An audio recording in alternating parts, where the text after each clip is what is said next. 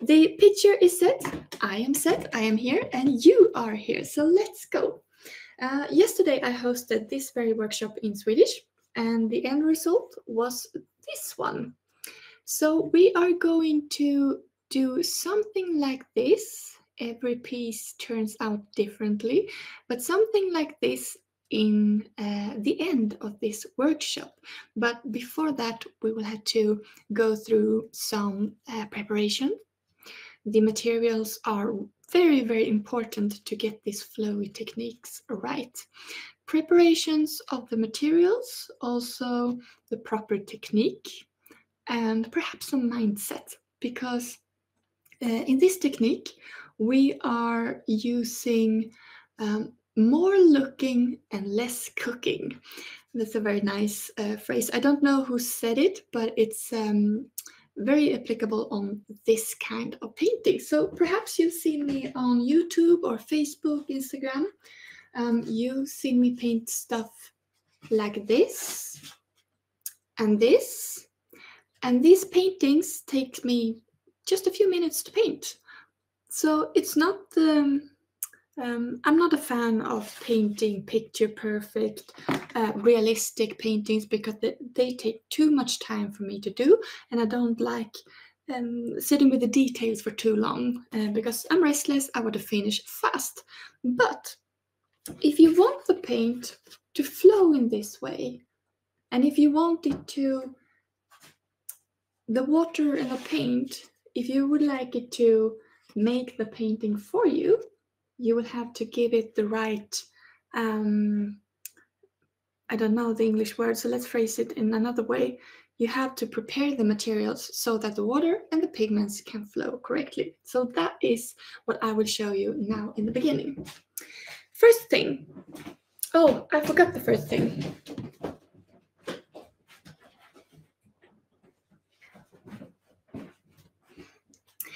First thing is the paper. So I asked you to stretch your paper beforehand. And stretching the watercolor paper is something we do for a few different reasons. But in this particular case, the most important thing is that I want the paper to be completely flat. Because if I want this kind of lines, if I want the pigments to flow, the paper has to be very flat and straight so it can create this line, maybe even more pronounced in this painting. So it has to be flat.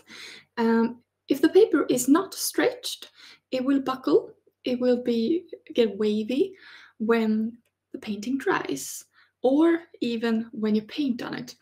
And that will cause the paint to puddle, and it will be difficult to get this really flowy, nice, this kind of harmony in the paper. So that's why I asked you to stretch the paper. Now, some of you may not have, maybe you couldn't stretch the paper, or you didn't know how to. That's totally fine. I will show you a couple of other ways. One more reason I like this method for the this flowy style is because I need a hard surface.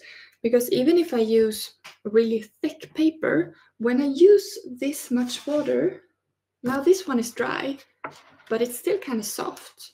And if I add water to this, it will be very difficult to tilt the paper. So that's reason number 2 why I stretch the paper. So if you didn't have the chance to stretch your paper, I will show you another way, 2 ways actually.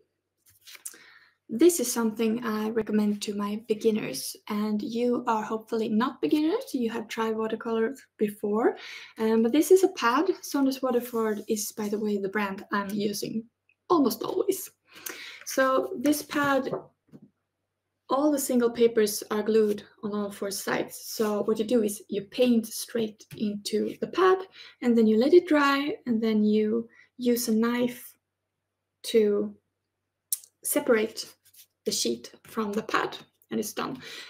So this will, the painting will get flat after it dries, but it does get a bit wavy when you paint on it, so I find it a bit difficult, but it's fine for today. If you have a pad, you can use it. Just know it can get a bit wavy. The other version, let's see. Cleaning my workspace is not my strong suit. So if you have some kind of acrylic, some plastic board, or maybe a cutting board or something, you can use this.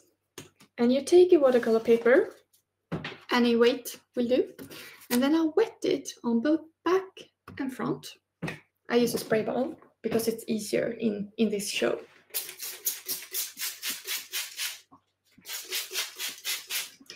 Now when I add this paper to this plastic surface, it will stick like that and it will lie flat. I am going to paint, or we are going to paint on a dry surface today.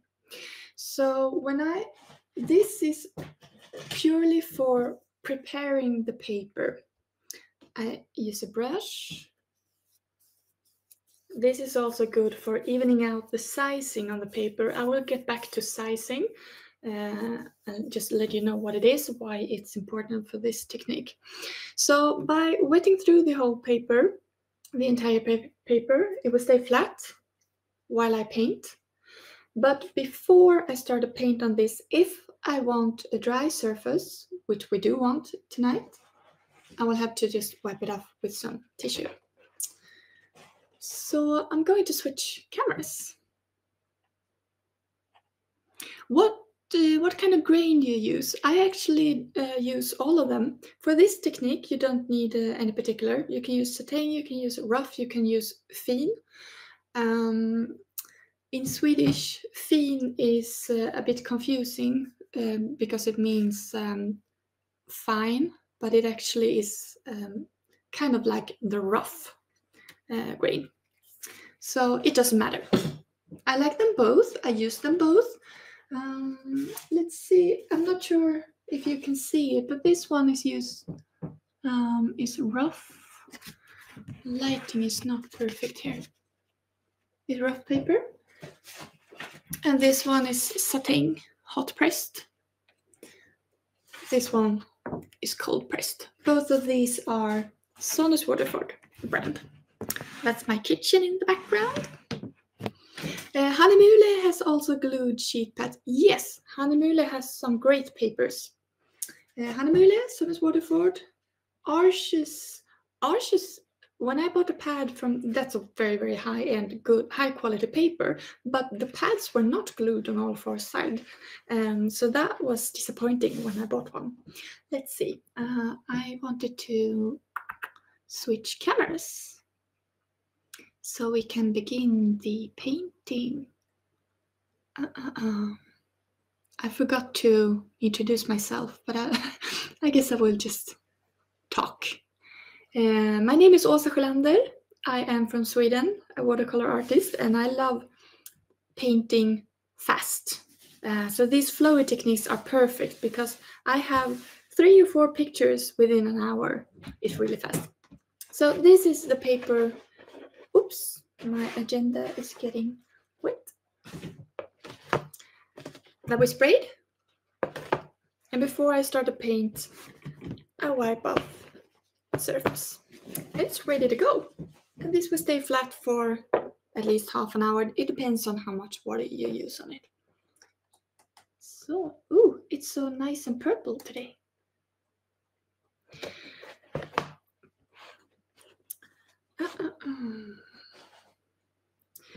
Now, in order to the preparation of the paper is done.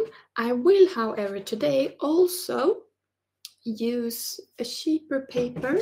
This is a cheaper paper from the brand Fabriano. It is cheaper because it only contains 25% cotton. And cotton is expensive. And also this paper doesn't have the same kind of sizing that Sonus Waterford have. Now, what is sizing? Sizing is a type of glue that is inside the paper, it's also on the surface of the paper.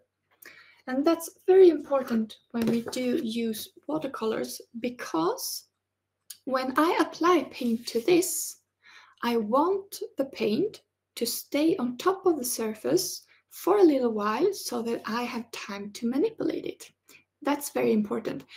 If you buy a cheap paper that doesn't have any sizing, it may even say 100% cotton, but there is no sizing. The paint will sink right into the fibers and it will stick to the fibers, and you don't have time to do this fun stuff because it will stick to the paper. Oh, I'm destroying my own painting. Water everywhere. I'm a kind of a mess when I'm painting, but so high quality paper is important.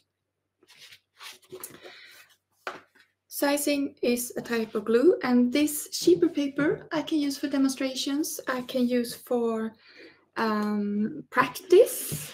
Some stuff I can use for practice, but if I want to practice these styles, it's not a perfect option because this paper will also get wavy and the paint will puddle up and it doesn't flow. It doesn't flow as nicely as in my solid waterfall paper. Now I want to say that Fabriano also have high-end paper, very good paper. This is just a cheaper pad I use for practice. So first thing for good flow is high quality paper that is well prepared. Now the next thing is, of course, paint. So how do we prepare the paint? I just want to take a second to, I can do like this. Hello. I want to say hello to those of you who joined just recently. We are 21 people in this room right now, so I have lots of time to answer all your questions. So even if you feel like you are a beginner, as I said, this workshop is for those of you who have painted for a while, but even if you are a beginner, I do have time for your questions as well. So please just ask them in the chat and I will continue to talk. We have gone through the preparation of the watercolor paper. I will now go on to the paints that we use. Now, when you buy your first watercolors, it's usually these hard cakes, pans, they are called. I don't really use them anymore. I actually have one in my palette here that is for a granulation experiment, so I bought just this tiny permanent mold. But otherwise, for all other techniques, I use two paints. And why is that? That is because these are more easily soluble in water. Before I paint with pans, I have to spray them with water and then take my brush and start working up the pigments so that I have lots of pigments to paint with. But with tubes, since it's already a creamy consistency, I can use less water and it's much quicker to get started when painting. And also it's easier to get large puddles of paint. It's also easier to get, I will show you, this really dark contrast. I love high contrast, so I always want this white in the paper, this is the naked paper, in contrast with this really dark paint.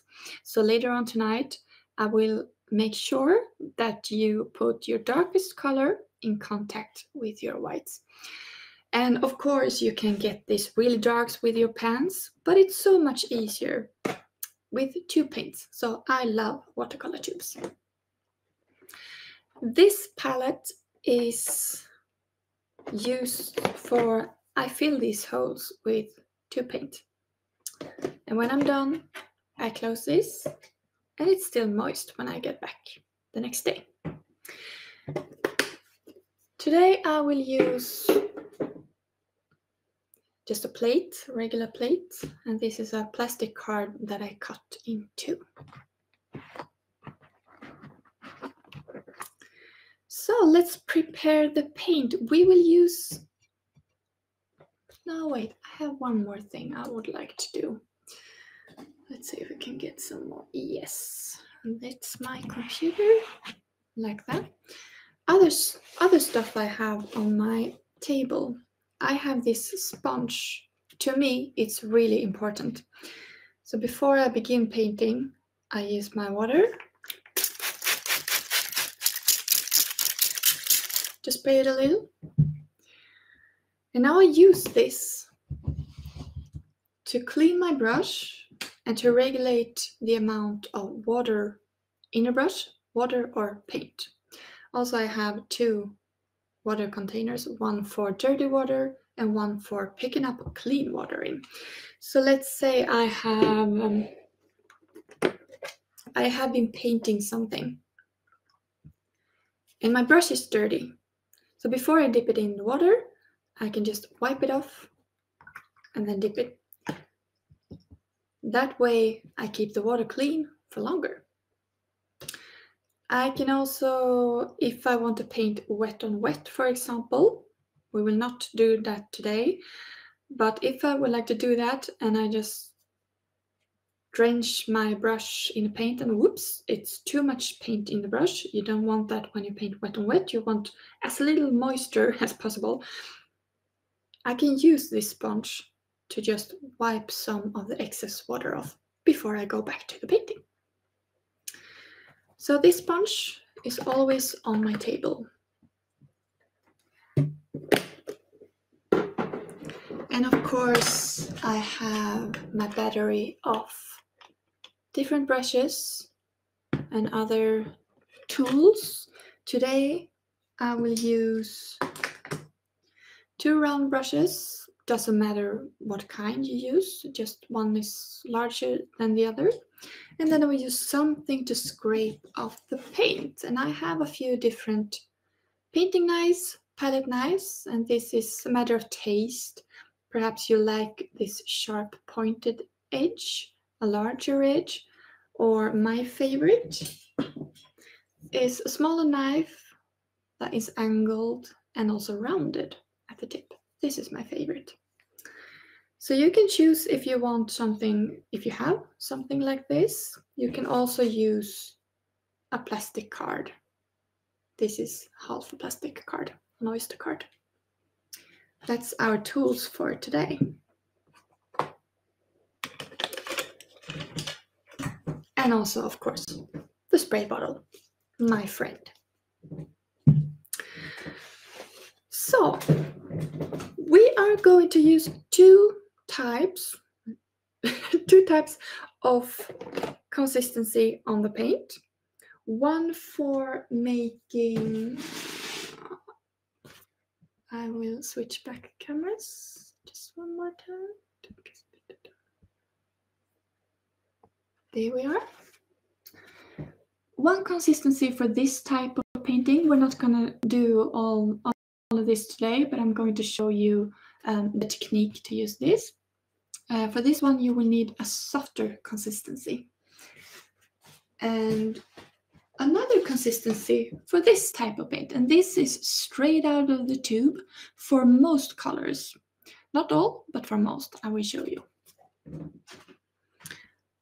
Now I'm going to show you how to prepare the consistency, and you are welcome to join. I'm going to show just one color to begin with. I had one, because all of these, even though they are the same brand, they do come in different consistency. And also, if the paint tube is getting old, the paint can get a bit thick. And thick paint does not flow very well, so you have to dilute it with a little tiny amount of water before you begin.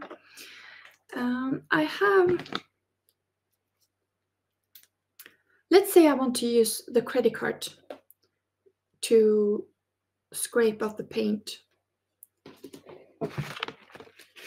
on the painting.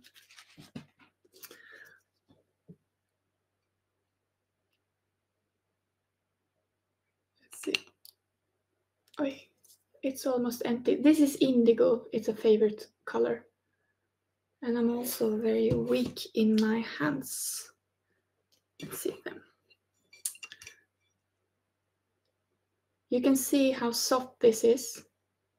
This paint, I don't need to dilute it with water first if I want to use the credit card technique, because this is soft enough. This will flow.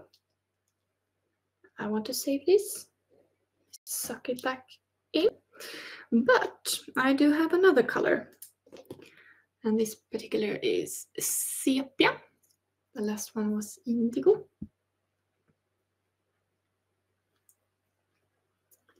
I will get back to your spray question in a minute. Sepia. This one is very thick. It's a paste, and this one will not flow. So this one I need to prepare by adding a tiny, tiny bit of water, just a few drops. When it comes to the spray, yes, later on when I will show you the painting, I mostly spray direct, but I can be very careful when I push this thing here. And also, I think it's very wide, actually. It's this one. If I spray it, can you see this? No? I spray that way. Yes, you can see this. It's kind of wide. Hope I didn't spray anything. I can get hurt. But when I spray on a painting, oftentimes, let's say I have a painting here, I don't want to spray all of it. I want to cover this dry part, so I often use my hands like this. So I only get spray on parts of the paper. Hello, Paris! Welcome, welcome! We are preparing our materials. We have been talking about the paper, how to prepare that. If you missed the first part, you are... Hello! You are welcome to see the replay tomorrow, and then you can go back and watch it again. We are doing the preparation of the paint. So we will use 2 paints, and these are really, really fun because they are easy soluble in water, so you get a lot of pigments to work with. And we want lots of color, lots of paint, lots of pigments in this. So in order to get this thing to flow, I will need to dilute this sepia paint in a few drops of water. Let's see. Focus. Good. I often use a pipette when I work. So I will there, camera, take a few drops. What was that? 4 or 5, perhaps? And then I just mix it. Preparation of the paints are important to get the flow right later on in this painting process. As I said right in the beginning, a painting like this takes only a few minutes, but the preparation can be up to half an hour. Now I have a thick paint because I want the paint to be really thick. You can see how it runs slowly, not fast, but slowly. I want as much pigment as possible, but I still want the paint to flow. Så där, då ska vi se. Då vill jag ha lite mera zoom. So you can see what I'm doing.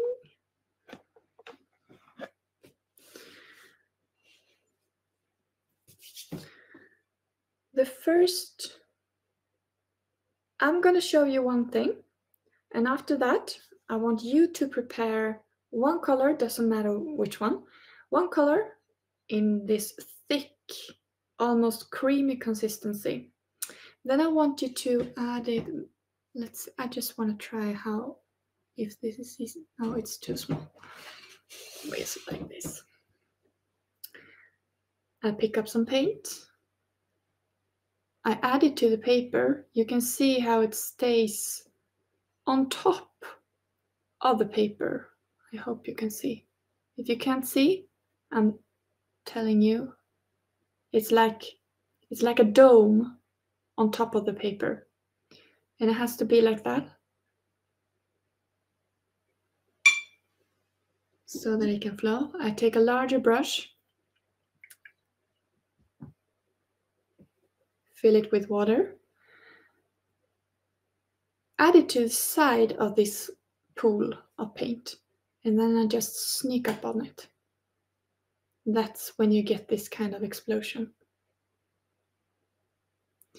With this technique, you can, now this is not very pretty. This is kind of an ugly color, I think, sepia. You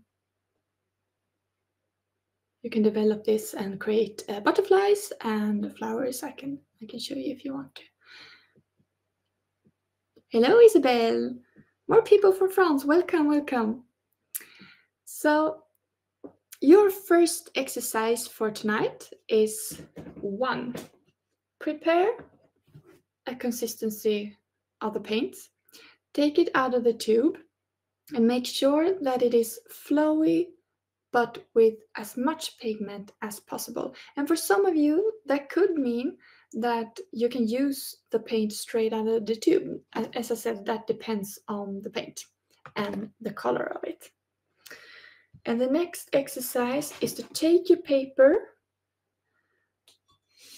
and then add just a little dot that stays on top of the paper. Oh, I wish that I could make that more visible.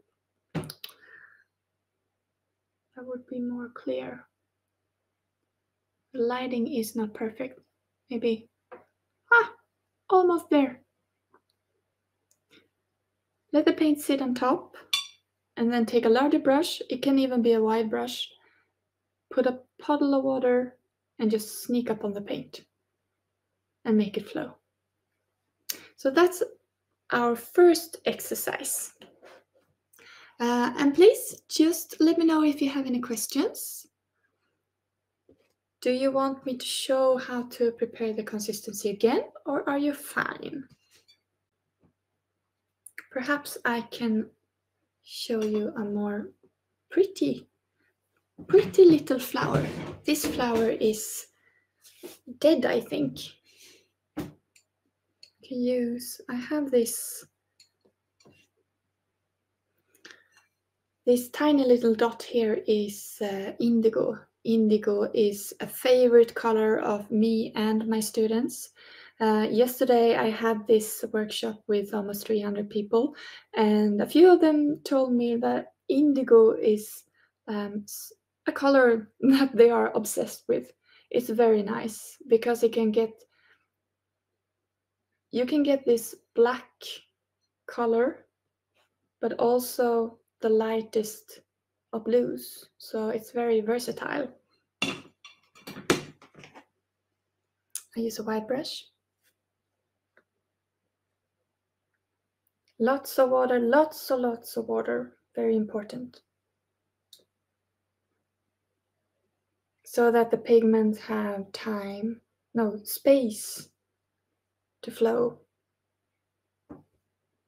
I can work my way around and I will get something that looks like a flower.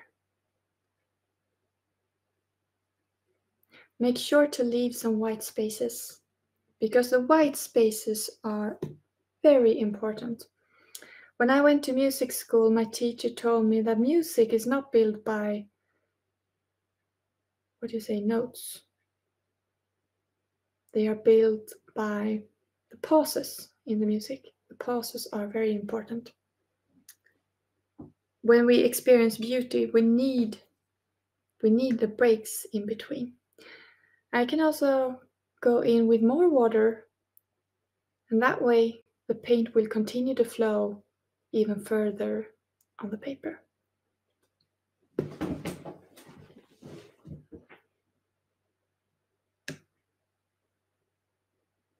How are you doing? Which kind of color did you choose? I just want to show my face. I can see we have some new people. Hi, welcome in. We are doing the first exercise, which is to prepare the consistency of the paint so that it can flow in the water. So in order to, if you want the pigments to flow like this, it will have to be soft enough.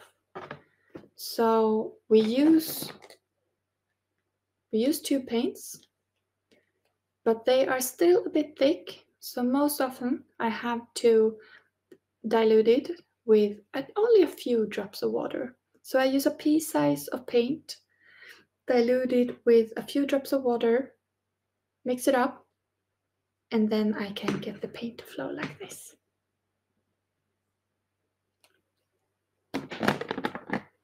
I will show you, for those of you who are done with the exercise, I have an extra thing you can do. I hope your quietness means that you are fully occupied with trying this. It usually is with my students. So I would take this away, perhaps put it in the window. I will use this paper that I used for yesterday's demonstration. I will spray the both sides with water and paint on the back side, because that's fine.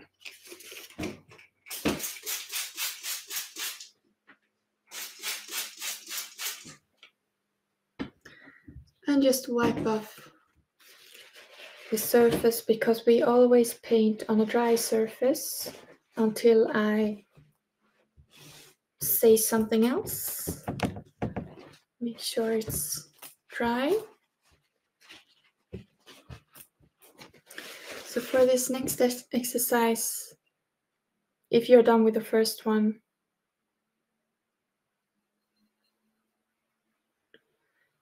take your paint, draw a line, make sure there is a lot of paint in the line. As I said, the paint should lie on top of the paper. With a high quality paper, the paint will stay on top of it until you have time to manipulate it the way you want it to be. Some kind of line like that. I will take my larger brush. No. I'll take my wide brush and clean water.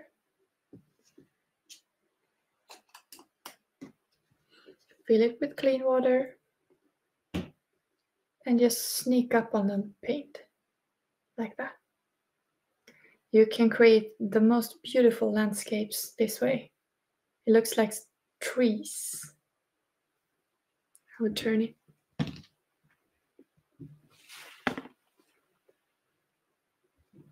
It looks like trees. Now, something is happening here. It starts to flow. And this flow is very beautiful. But as you can see, it's still moving. And if I tilt my board, I can make the pigments flow around like this. Now, if something happens that I like in particular, I should put the board down and stop tilting. Now, if I want this paint to stay here, I will have to put something under the board so that the painting can dry in this position. Because if I lay the board down, the paint will start to flow back. And it will get a bit messy. The straight lines that I have will disappear. If I like these lines, okay, I can put something under here and let it dry like this. The painting is not done until it's done, and it's done when it's completely dry.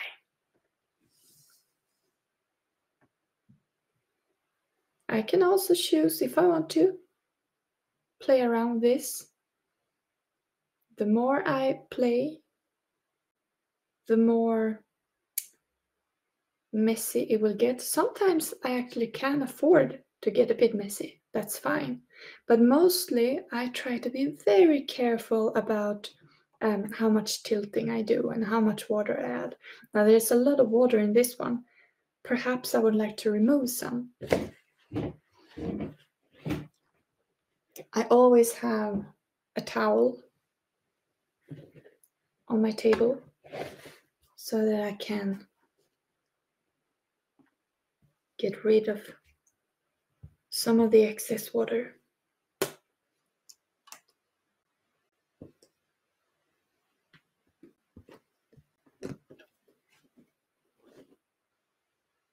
I'm satisfied with this. This was not meant to be a painting. This was meant to just be an exercise for you. You paint a straight line, you use a wide brush or a large round brush and add the water so that it can flow. And when it flows, you know that you have the right consistency of the paint. If it doesn't flow, first thing you want to do is ask yourself, do you have a high quality paper? Do you have high quality paints? Because cheap paints are like glue. They don't flow. They just stick to the paper. So high quality materials is the first. And the second is a flowy consistency of the paint. Now for this one, I wanted to dry this way, so I will put something under the board so that I can dry in this position.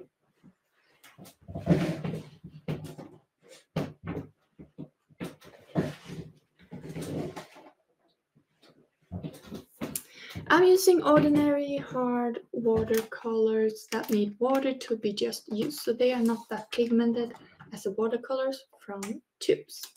And as a result, they are not very flowy. I guess the paper is too absorbent. Yes, okay. Which brand are you using? Maybe we can figure something out and do as good as we can.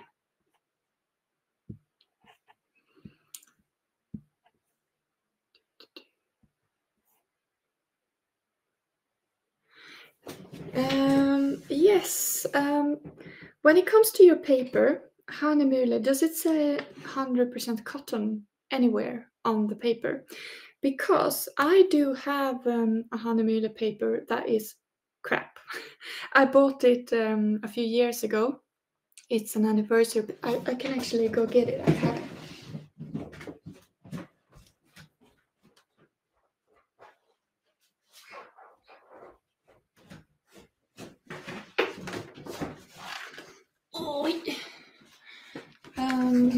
This paper,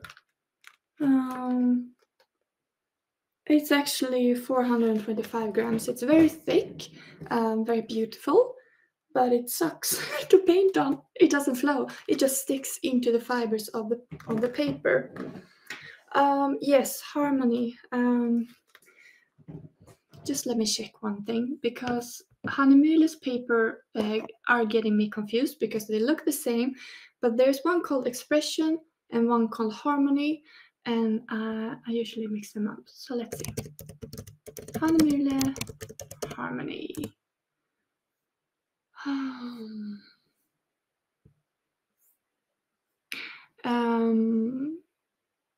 But that is not a crap paper. It's okay. Let's see if it's. I just want to see if it's. Yeah. Okay. Okay. That paper is. It's fine. It's a beginner's paper. No, I think it's actually a combination, because your paper is not totally crap, but it's not top quality. The problem with the paper is that it's made of wooden fiber, the same kind of stuff that's used in regular newspaper paper. So if you want to get some help with a painting, try a better paper. Hahnemühle do have 100% cotton papers. I think it's called Expression, because Hahnemühle has a very nice surface. Actually, I do have a painting. Okay, I will not break my back. Just a second.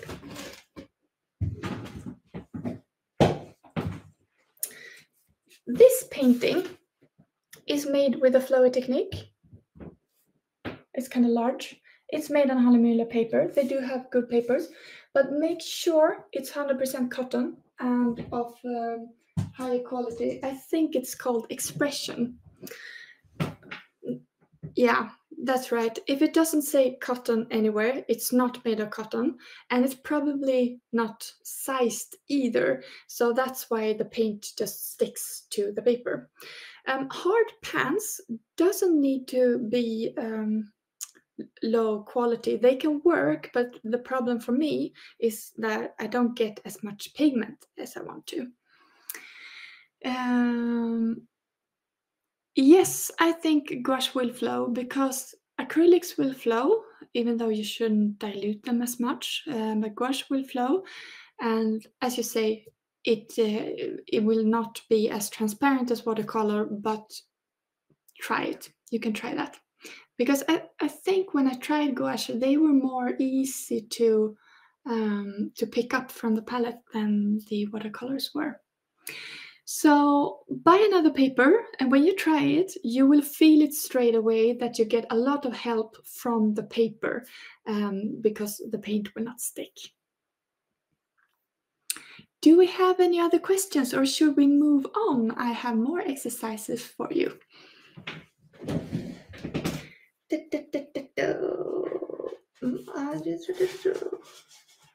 Skapa konsistens, det har vi gjort. Streck... ja, det ska vi göra. Okej. Då ska vi se. Let's switch cameras again. Okay. You have this consistency on your palette right now. And this is the same consistency that I use when I create these bubbles you've probably seen on Facebook or YouTube. I do have a longer YouTube video on how to make this, but I will show you today.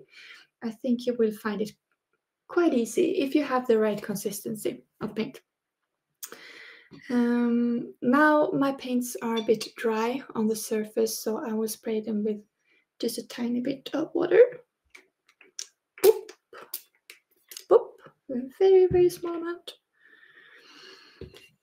When I paint these bubbles, I use a glass, a cup. This is an egg cup.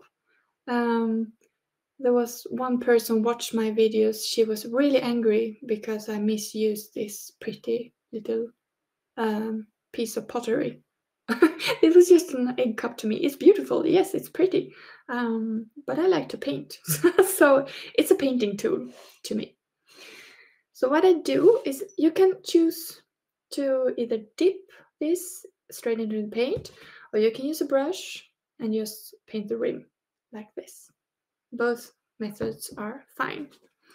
And if you've seen my viral video on this, you can see me do a bubble with rainbow colors. So I added like 5 or 6 colors to the palettes in order like this, and then I dipped it. It takes some time. I will only show you one color today. But we need thick consistency of the paint. No.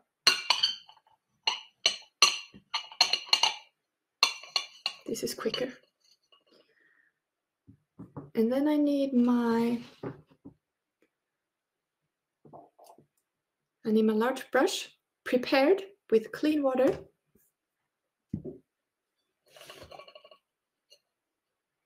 Take my egg cup, bloop, remove it, and clean water, and just sneak up on the paint. I always leave small gaps. I will show you closer up.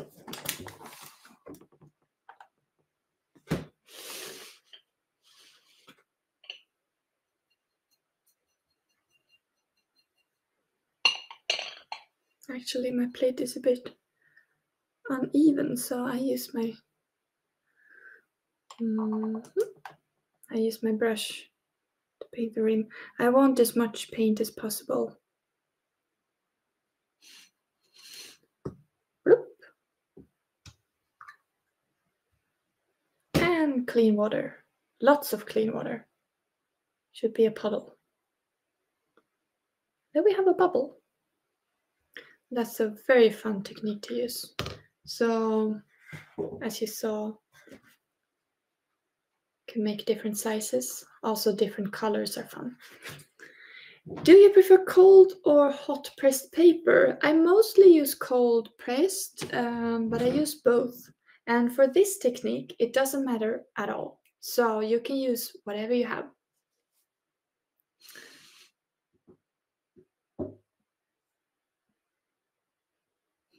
That's fine, Anastasia. Good luck. I hope you order it straight away. It's so much more fun to paint on a really high quality paper. See you. I will give you a minute to try this bubble technique. Maybe some of you have to go get a glass or something. And then we will continue with the landscape. The landscape. Just trying to look at my agenda. Yes.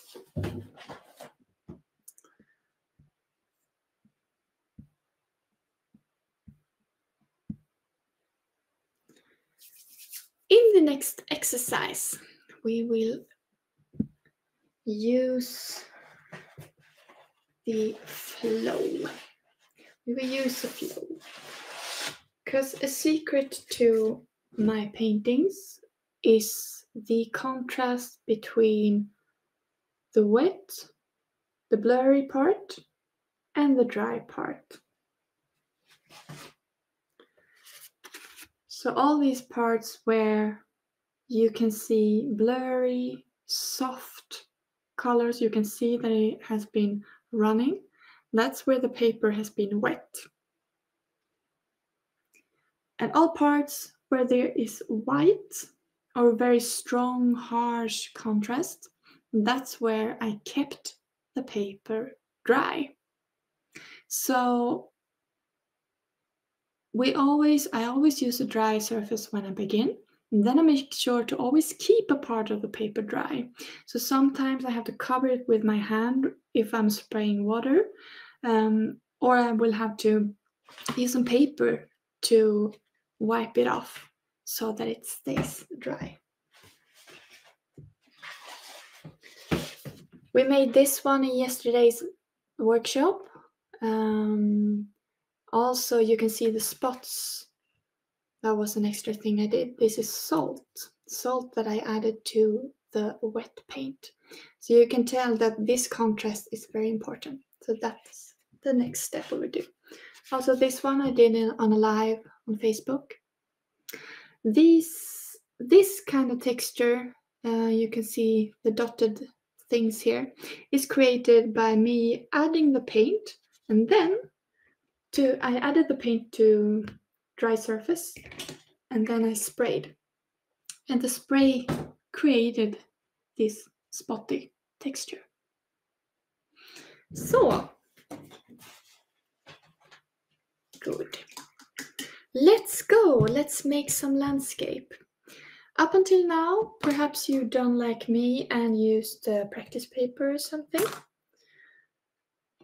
Something that wasn't stretched. Now, I will, not put paint on me. Now it's time to use the stretched paper. Because now I need control. I need control to be able to hand away the control to the water. So,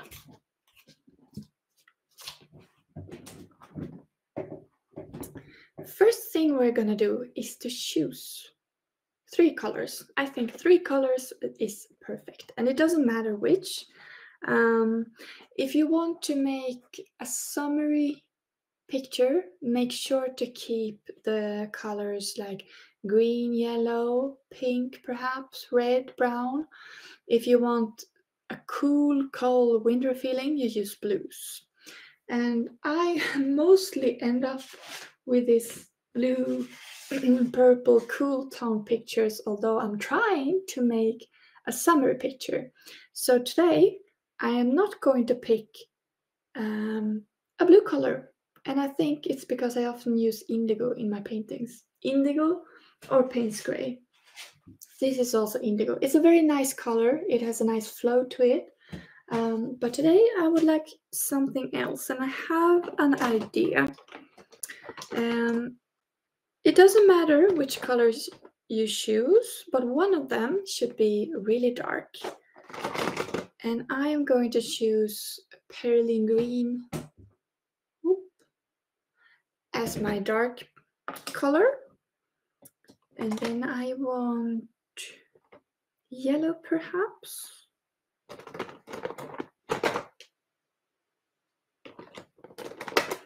I use Quinacridone Red, a favorite color of mine. It's also very flowy and nice. Let's see if I have enough of that one. I don't want yellow. I want something more down to earth.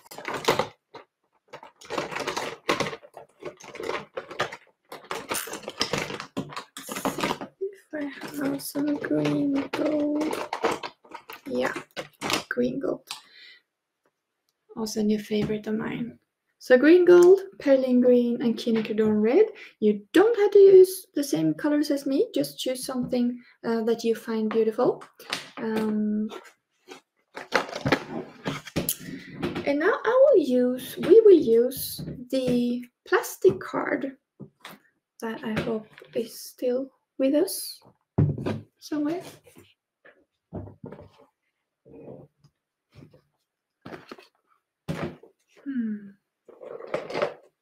I mean, my table is not that large.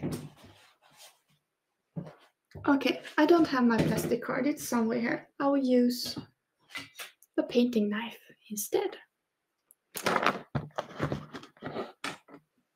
And a palette. I hope you're ready for the next exercise. We are going to do a landscape, and I will switch cameras again.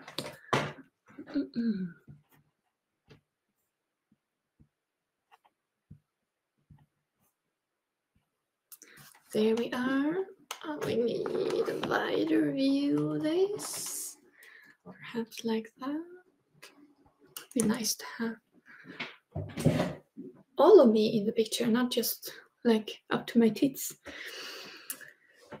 Okay, I take my colors and I add a tiny amount. I will show you. I will just apply the colors first.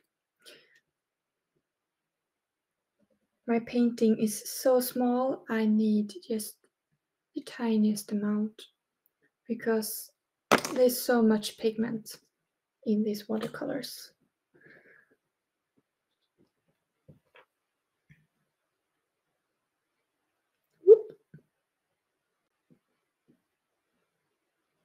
It's almost too much. Almost too much. Oh. Good night. And then this one.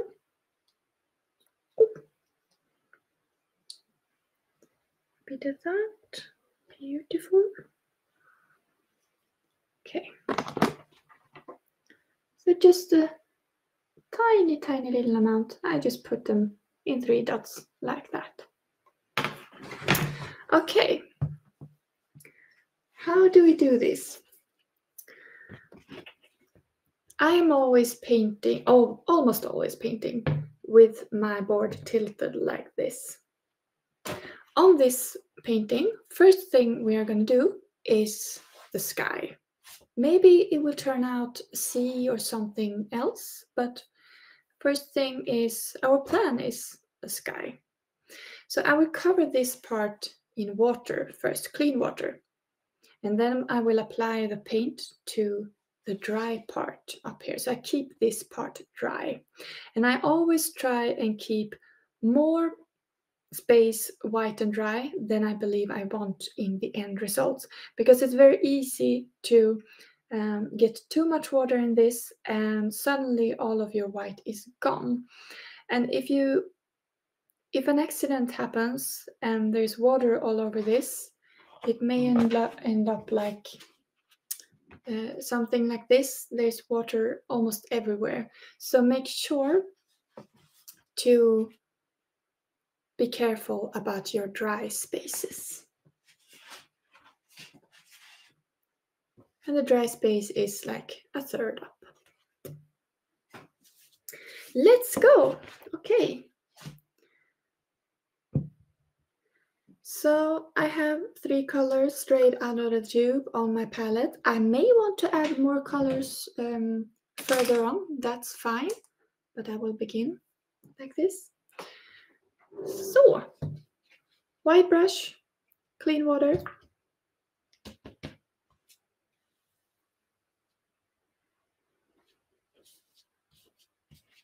Make sure there's a lot of water.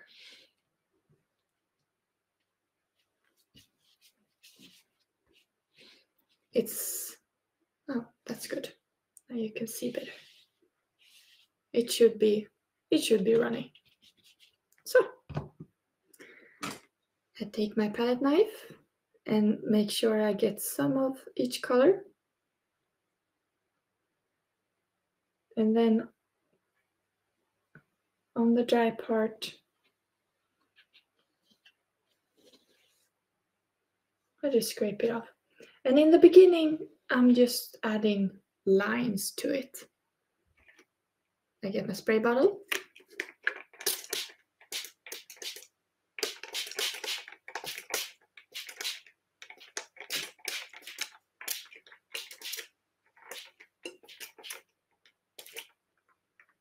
And there we go. This looks bloody. This is very, very red. I don't think I used this combination before. Now, what do I want to do with this painting? Well, I do have some, it's almost like a sausage of paint up here, so I want to remove some of that. It's not necessary, but I want to perhaps reuse some of this paint. And I don't want to work too much. I don't want to like mess around with it, because then I may get some grayish colors, and that's not fun. I want to touch the colors as little as possible. Now I'm gonna stand up. Wow, these colors are amazing. I have some paint on my knife. Whoop. That was too much, I think. This is so delicate. I don't want to, as I said, I don't want to remove too much of the white.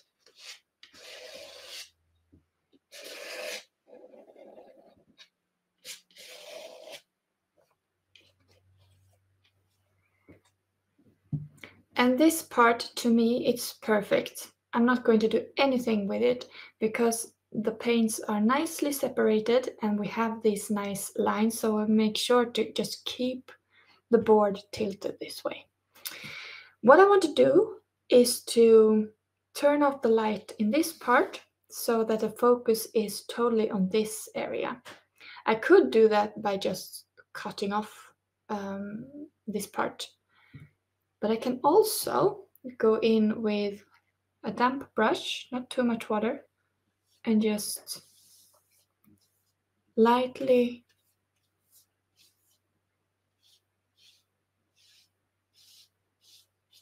like that.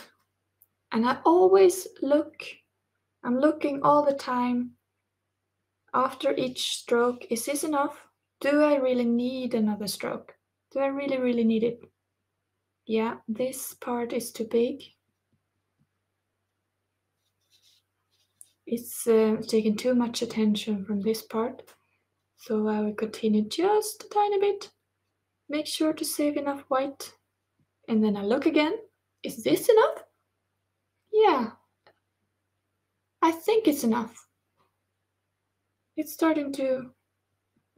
Now it's a good amount of white. There's a nice balance. And we have the flow. I know this looks easy, and that's because it's so quick. It's your turn. So prepare your colors and make sure in this part, lots and lots of water. You can go over this with the brush, just pure water in the beginning many times, because it has to be moist. And if you, when you apply the paint, you can tell that the paints are not flowing, apply more water. And if it still stucks, you can, if you're careful, use a tiny brush with water and just loosen up the paint, and it will start to flow again. So I can see now when I look in the camera that there is a spot here where the paint has, it's like a big blob of paint. I would like to remove some of that, but then I will have to be very careful and just applying water to this part. Because what happens here is this part of the paper is dry. So that's why the paint take this route down, and that's not wrong. But I want this part to belong to the rest of the painting. So what I will do is that I will place something under the board. I take a smaller spray and I just moist this. Now you can see the paint starts to flow back a bit.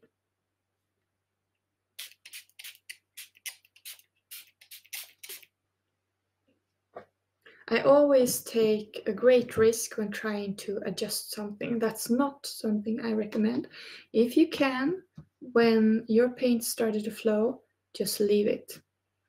Leave it alone. Let it flow. Don't try to steer it too much.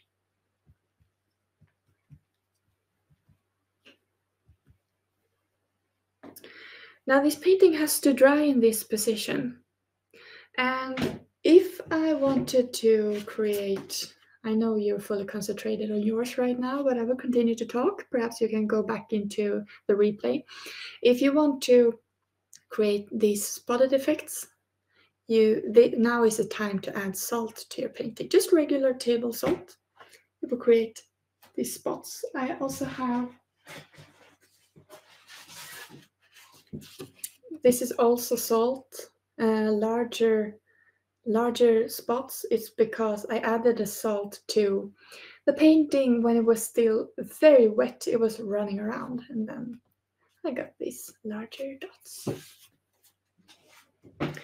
How are we doing?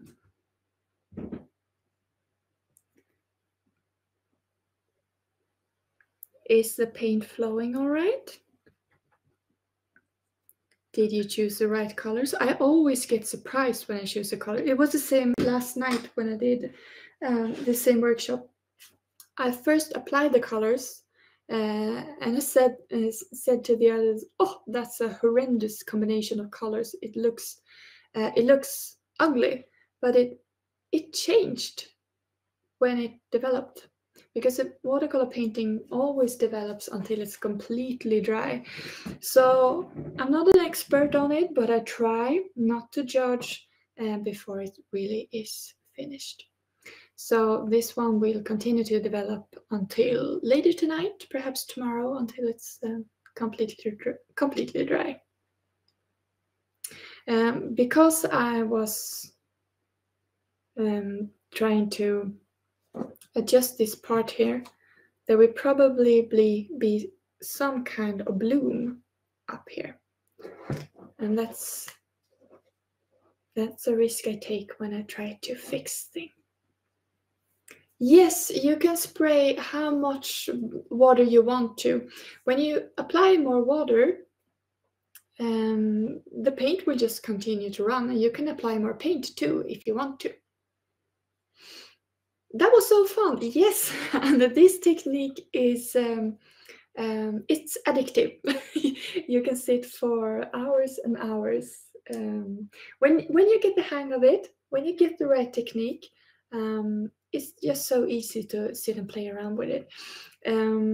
I do fail sometimes as well. I uploaded a live video to YouTube the other day where you can see me fail first and then the second one is all right. Because sometimes you have to fail also. You learn from them. Some paintings are just to learn from. And others are, I just want to see how it looks. Yeah. Okay. I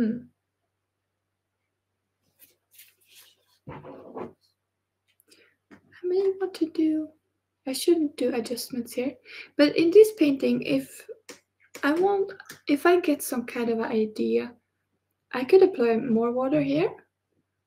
Oh, I have an example actually. A painting that I worked with a bit more than this one.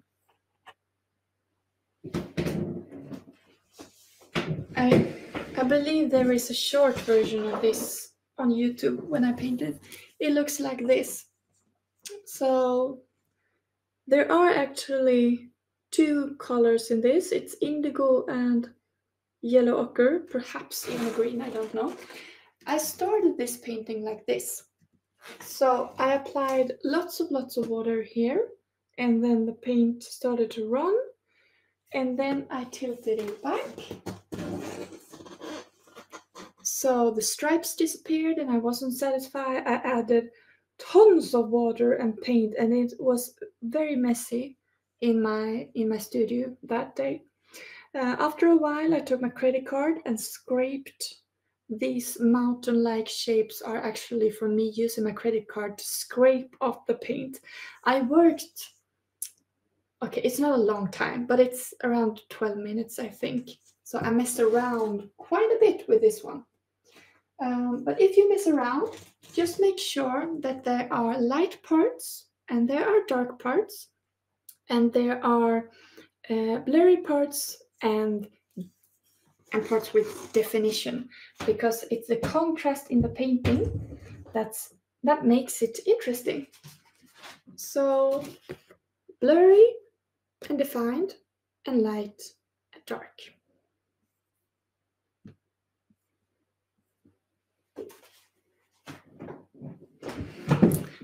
Is there something you would like me to show you again before this workshop is over? We have like 10 minutes? No, 20 minutes. I will wipe this off a bit. I can do like this. Byta den där. Så.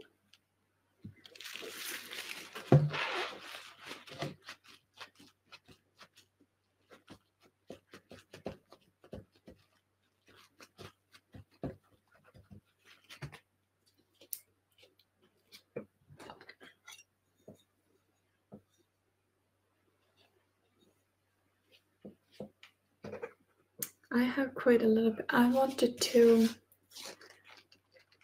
it's a bit heavy on this side. So I'm going to apply some more paint to this side. And if it gets too chaotic, I can always cut away this part. So I have some space to play around with.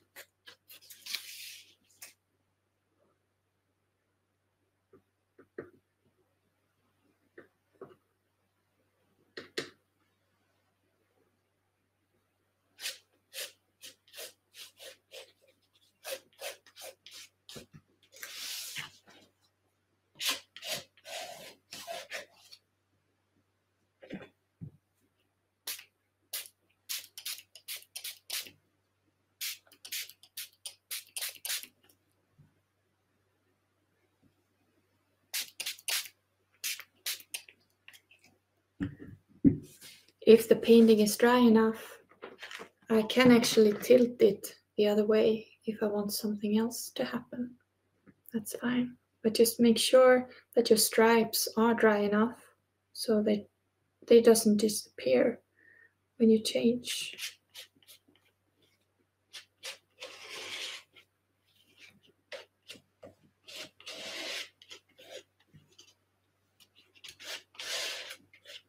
Yeah, I think that's better. That's a better balance colors. And this is something, if you want to learn, is it balanced or not?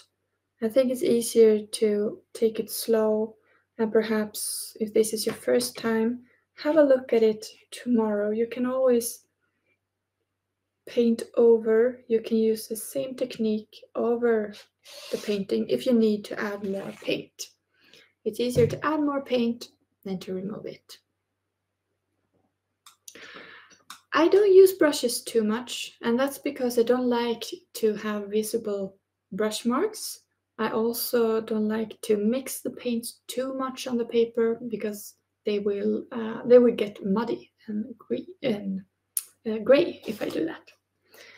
I will leave this to rest and have a look again later on. Maybe I will add some details. As I said, more looking, less cooking.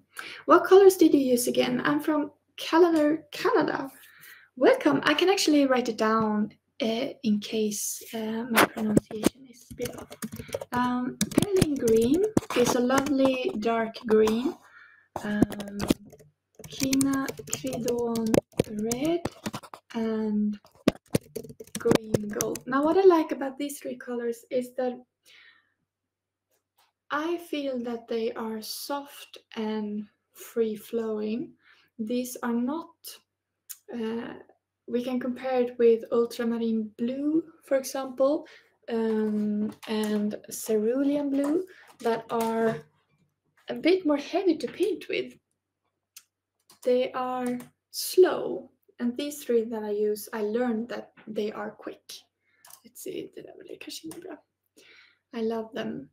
These are from the brand Winsor & Newton. So colors can have different names depending on the brand. Yes. Quinacridone Red is a transparent red. Also very nice. And green gold is almost, it's both green and yellow. It mixes very well. And perlin green is almost black in color. Please tell us more about your knives brand. Where do you buy them? Yeah, good see. So for those of you who are from Sweden, these knives are from IB Wahlström, and this one is, I think it says Panduro. So you know Panduro. Search for palette knife, palettkniv, or painting knife, målarkniv. So some of them. Spackelspade går också bra. I don't know the name for spackelspade in English. When you do stuff on your wall before you put on. Jag kanske ska kolla. Google Translate. Spackelspade. Murslev. Nu var jag på norska.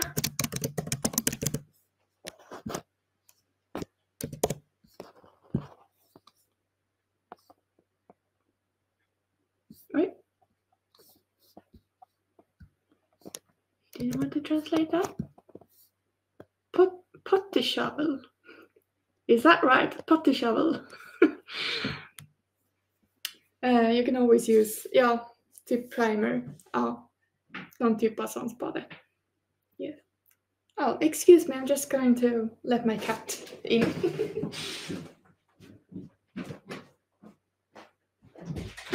Hej, välkommen. Ska vi säga hej?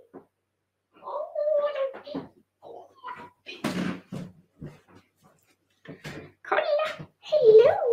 Hello world! This is Arne. Trowel! Is that...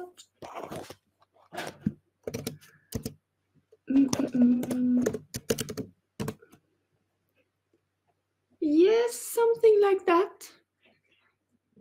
Yeah, brick trowel, something like that. Yes, you can use that too. Nothing fancy. Yeah, for plastering.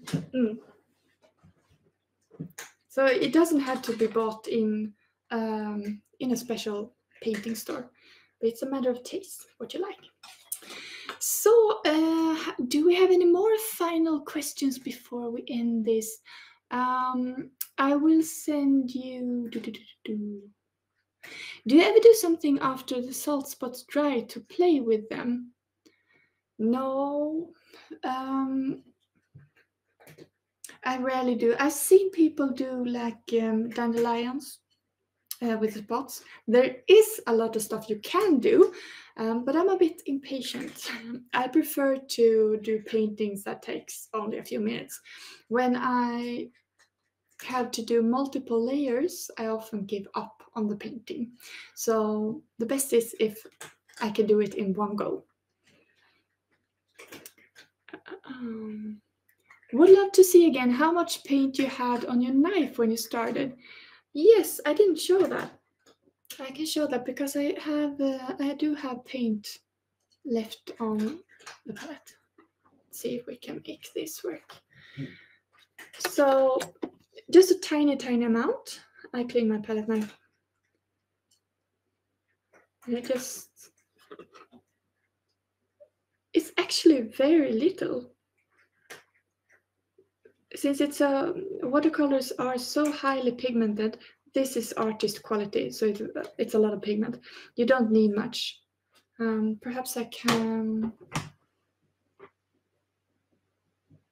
take a new paper and show you. You saw this tiny amount there. I will just prepare a paper for you.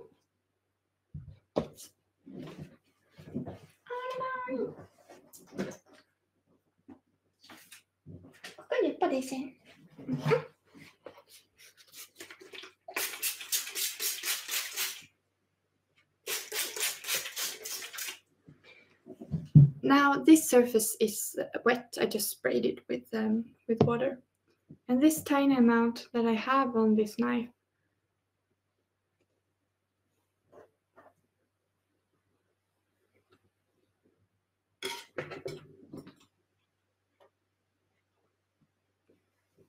it covers a lot.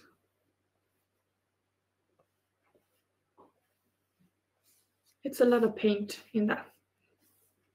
I didn't know what I wanted to paint with this, but there's a lot of pigment in it. So just tiny amount.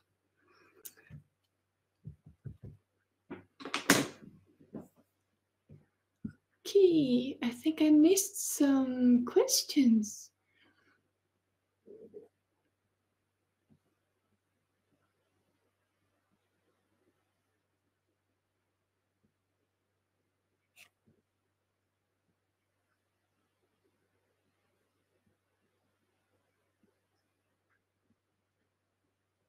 So, there's a good question. I find it hard to choose paper. Is it a rule that most expensive are best? What was the name of the paper that doesn't allow the paint to sink down to the fibers? Yes, I actually would say that the most expensive watercolor papers are the best. That's unfortunate, but that is my opinion. The most expensive paper is Arches. I think you've heard of it. It's very good. It does have this kind of sizing that sits on top of the paper and it doesn't allow the paint to sink in too fast. So you have a lot of time to work with the paint before it sinks in. So we call that paper heavily sized. I use the brand Saras Waterford, which is also expensive, but not as expensive as Arches. It also has this sizing, but not as heavily. But this is my favorite, Saras Waterford, also very good. You also have Milford, also good. Fabriano has good papers, Hannemühle. But when it comes to quality, check for 100% cotton eller 100% bomull. That is the most important when it comes to paper. If it is made of 100% cotton, it's mostly a high quality paper. How do you know if the paper has sizing? Well, some of them actually write it out, but I don't think my favorite brand does it. So there's not an easy way to find out. So when choosing paper, choose something that another artist recommends to you, or a teacher or something. That's the easiest way. So Hanimühle has high quality paper. Make sure to look for 100% cotton, and Fabriano also have high quality. What a fun way to paint! Yes, it is a very fun way to paint. I love this technique. That's why I wanted to share it with you.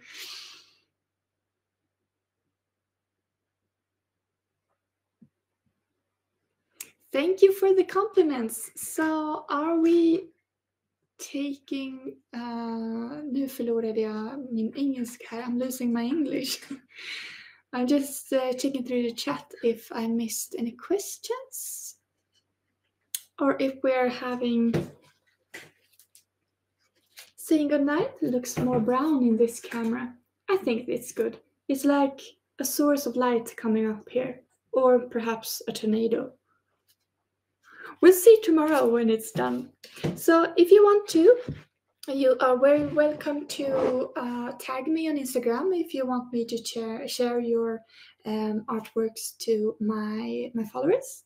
And if you have further questions, if there is something bubbling up tomorrow, you're welcome to answer the email. I will send you a replay. Just answer that with your questions and I will get back to you. Thank you so much for tonight. I hope to see you again.